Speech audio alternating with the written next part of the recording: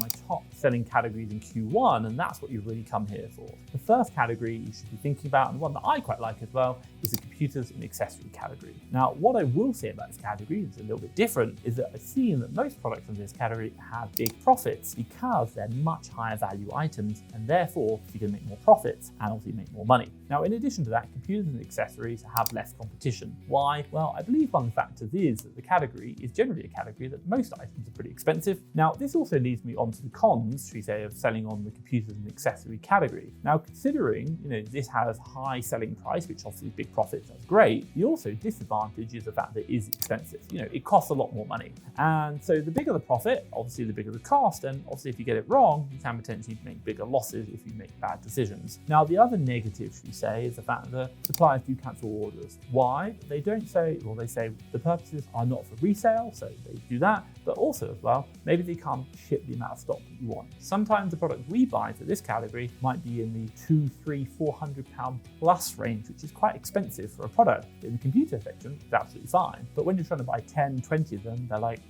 this isn't for a normal purpose, this is looked for resale. And as a result, they're going to cancel their orders. What do I recommend is when buying computers from suppliers, don't buy in bulk like that I've done in the past, 10, 20, because they're probably going to cancel your orders. Instead, buy like 2, 3, maybe up to 5, and then wait a few days, make sure they're shipped, and then do it again and then again. Maybe use different accounts. Maybe use like the Gmail, like Tom at Gmail, Tom+1 at Gmail, Tom+2 at Gmail. They all go to the same Gmail inbox. Those little hacks can really help you out. So that's going to help you out in that category that I really like. Now, my second category for you is sports and outdoors. Based on, should we say, our experience in the category, we've seen that these items are fast selling and have big profits. And not only that, there's also a lot of suppliers that will generally let you have bulk orders. I've ordered pallets. They've literally called us up and said, would you like a pallet? You're like, yeah, fine. And it's not one, it's like 7. I've got pictures of them. So you won't have to worry about orders being cancelled. Now, in addition to this, Q1, January, everyone is making like New Year's resolutions. Guess what the most common New Year's resolution is? To lose weight, to get fit and healthy. Sports and outdoor, healthy equipment, voila. It's going to be this. So really good time of year for it. Now, along with the pros, the cons of selling sports and outdoor, as we've experienced, there's a lot of private label brands. Now, you might be asking yourself, why is this an issue? Well, if you sell an item that's a private label brand or a branded item that they don't want you to sell, it's very likely, or more than likely, you're going to get an IP complaint, an intellectual property complaint on Amazon.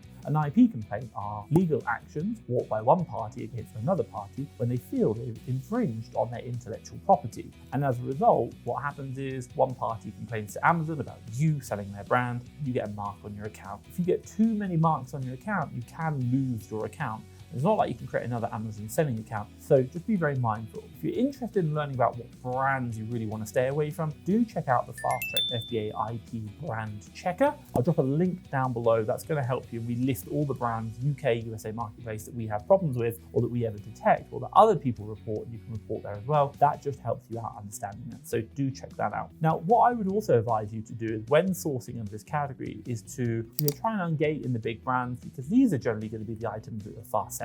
Nike, Reebok, Adidas, for example, get ungated in them, they really work. Now, the third category on my list for you to really look at here is the electronics and photos. Interesting category. Now, when we say electronics and photos, these are things like tablets, cameras, ebooks, readers, just like computers and accessories that I mentioned before. It's got a high purchase price. And what does that mean? Well, generally high profits, which means more money for you and me. What also makes this category different from computers and accessories is based on our experience, there are generally fewer order cancellations. And absolutely love this. So you can spend a lot more money. We always talk about spend, but also as well, you can buy more, buy bigger orders, and they're generally not getting cancelled. Absolutely fantastic. Now, this leads me to the cons of, should we say, the electronics and the photo section. Now, like I said earlier, this category has a high profit, but again, the bigger profit can lead to the higher buying price, which means it's going to cost you more money. Now, not only that, just like the computer and accessory section, if you get any damage or any products, customer returns, there's damage, for example, it could lead to bad customer reviews and obviously high defects, which are going to cost you more. So returns cost you more.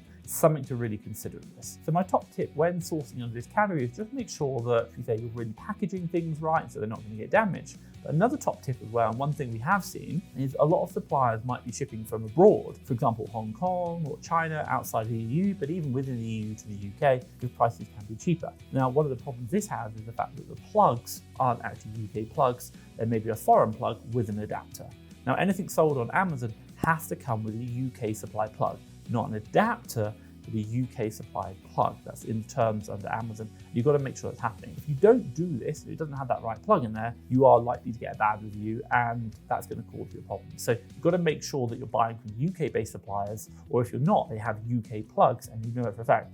Adapters aren't allowable. Trust me, we've been caught by that one, and we've got the bad reviews. Don't make the same mistake as me. Now, the fourth category I'm going to mention for you is health and personal care. Now, based on our experience in this category, we've seen that there are many suppliers who are not limiting orders, meaning to say that you can do multiple orders at once. Not only that, the health and personal care category is also selling at any season, simply because it's basics. You know, it's something that we need every single day, always reusing at all times. So it's a reoccurring purchase, means replenishables for you.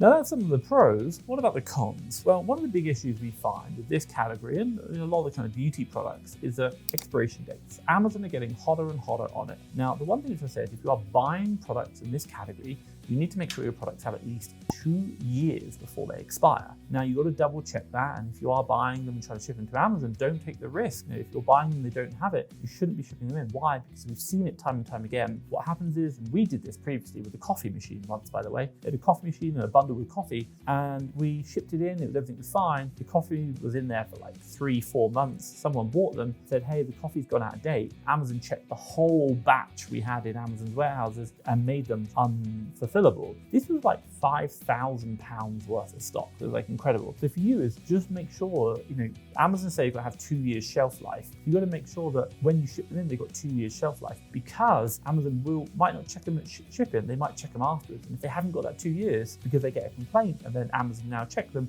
you might lose that entire batch. So just be mindful of that. And obviously you're not going to be able to refund it to the customer or the supplier, 3-4 months later, because you haven't done it quick enough. So be very mindful. You've got to buy them with at least 2 years, before they expire. That's a really important point. Now, if you want to learn more about expiration dated products, I'll drop a link to a video above I created called What You Need to Do When Selling Products with an Expiration Date. Check that out. I think you'll love it. Now, the fifth and the final category I'm going to recommend for you is called pet supplies. Now, in this category, we've seen that pet supplies are fast selling, and it's also a basic need, for all households. Everyone loves their pets, absolutely love them, and they're trying to treat them well, but they need to keep buying these things. So most items are going to be things like pet food, dental sticks, and much, much more that you can keep replenishing on.